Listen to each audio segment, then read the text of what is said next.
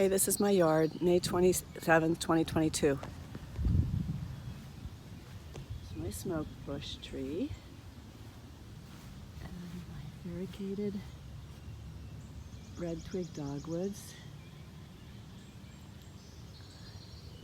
Tree that I don't know the name of. Some Wigelia blooming. Hosta. There's the wisteria doing really well, and that one's really good. And then there's this little dog, and then there's this little wisteria that I didn't think was going to make it last year, but it did, and it's coming along. There's my purple showers tree I put there this year instead of right up against the house because John did not like that. My red leaf maple is doing really well, and the yellow roses over the archway, this is their best year yet. They're doing really well. Got my lantanas out, still have an azalea blooming. The other one was gorgeous when it was blooming. Got all these hoses here because John and I are working on an irrigation system and we haven't finished it yet.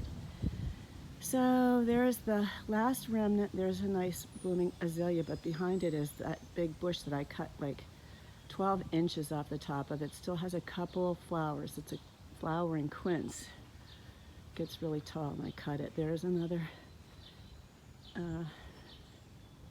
lantana, and I'm liking this purple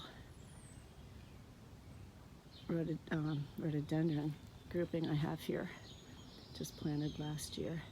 You can see from here Purple Heart in a pot and my knockout rose, but we'll get closer to that. I'm going to try to do a little bit more with coral bells and putting them in like a half circle so it creates more of a looping shape. And here's a close-up of my Wigelias.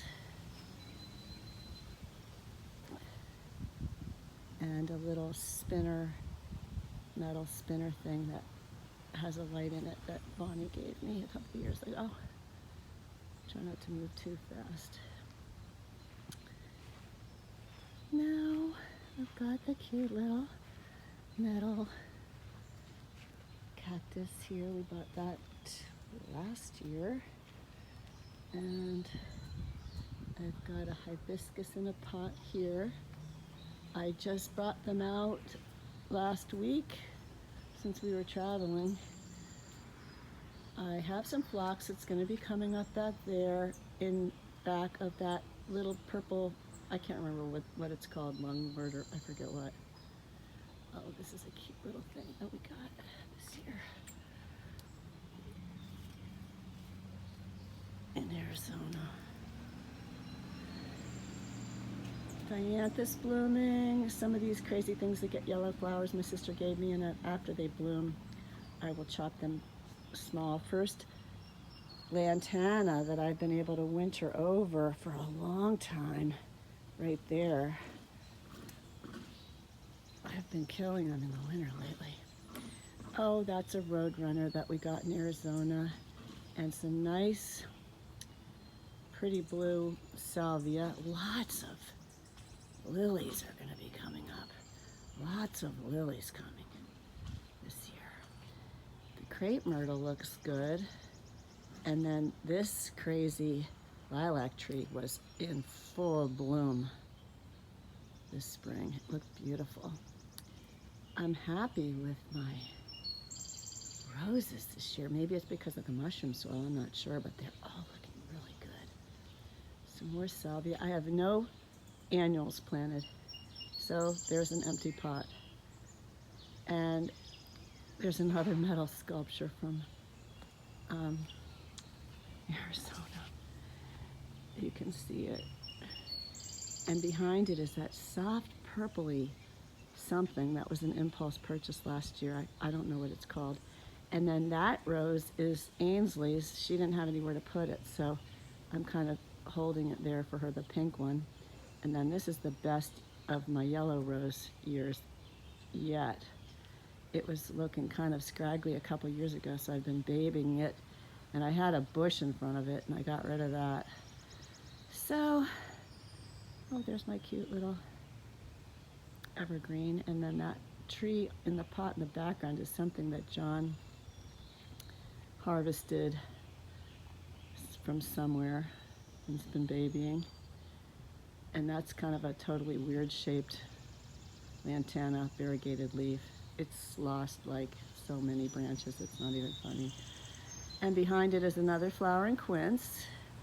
That's a winter berry that usually disappoints me. This is the red climber that Ian had at his rental property in Westchester, and it was just going to get ruined. So I took the time to separate all the branches and spread them out, so I think it'll fill in nicely. And standardized Rose of Sharon that gets beautiful flowers later in the season. And then there's my yellow climber. It's hanging in there. I separated it all out to spread it out so it wouldn't be all lumped together. And this year we put the other bush over there to get it out of the way of Cassie's mural. And then we had a volunteer butterfly bush that John rescued and he put there. And then here's our area of shame, just like all the junk that I haven't done anything with. It's so embarrassing. But you gotta put it somewhere.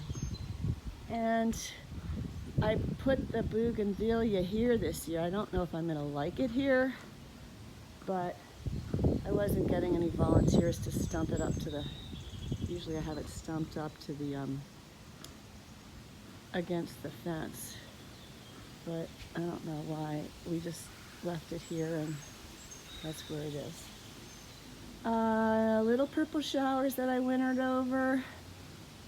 Maybe this might be the third year for it. And then this guy wintered over. I don't usually get too successful with small hibiscus, but this guy wintered over. And these crazy